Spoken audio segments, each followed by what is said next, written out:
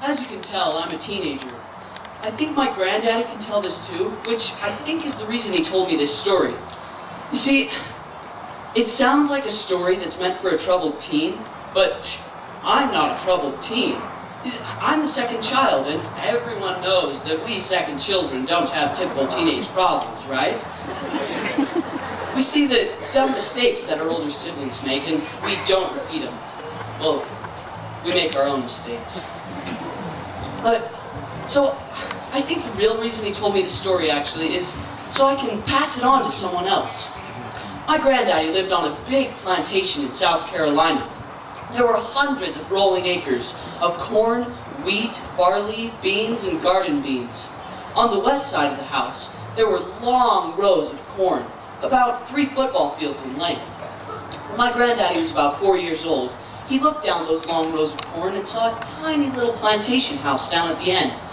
The more he saw it, the more he started wondering, who lived there? What were their names? What did they eat? The more he wondered, the more he had to know. Soon, he went to go ask his mama if she could take him down those corn rows.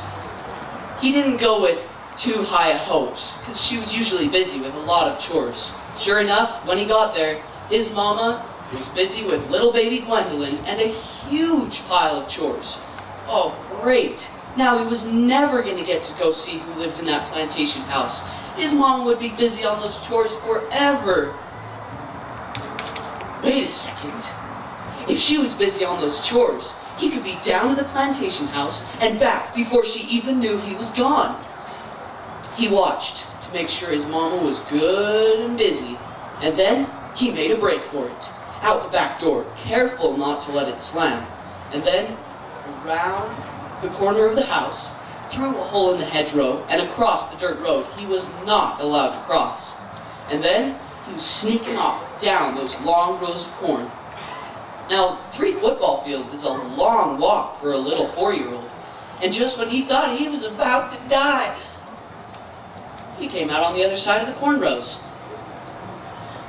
My granddaddy remembers his exhaustion evaporating as he stepped into that forbidden clearing.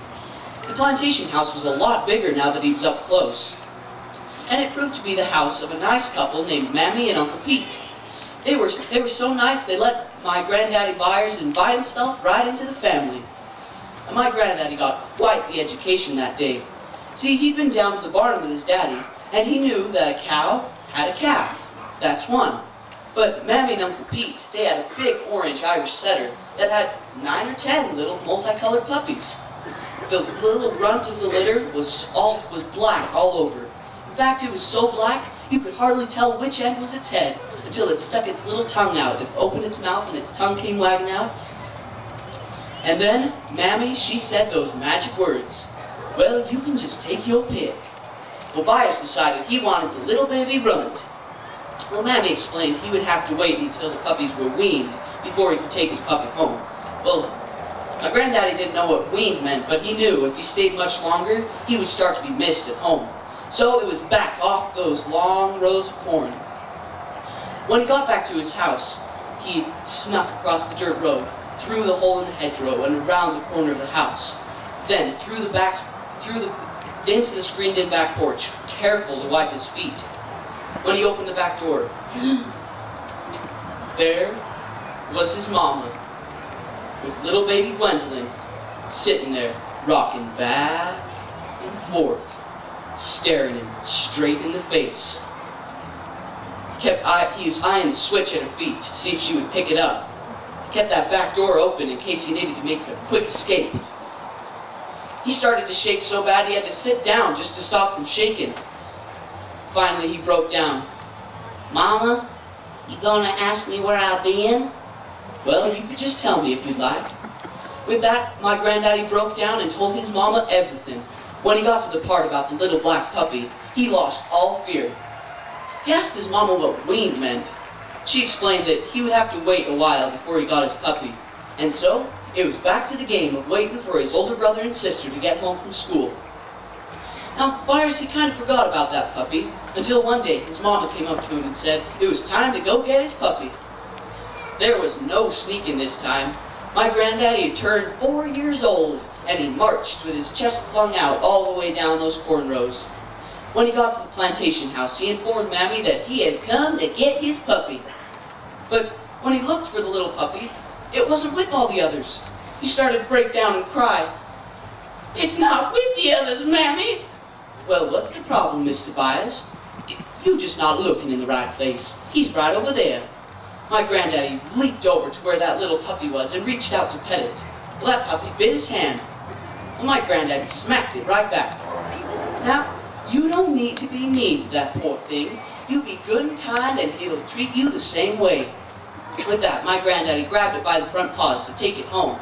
Well, that puppy didn't want to go and it started squirming. So my granddaddy picked it up in his arms and marched down those corn rows.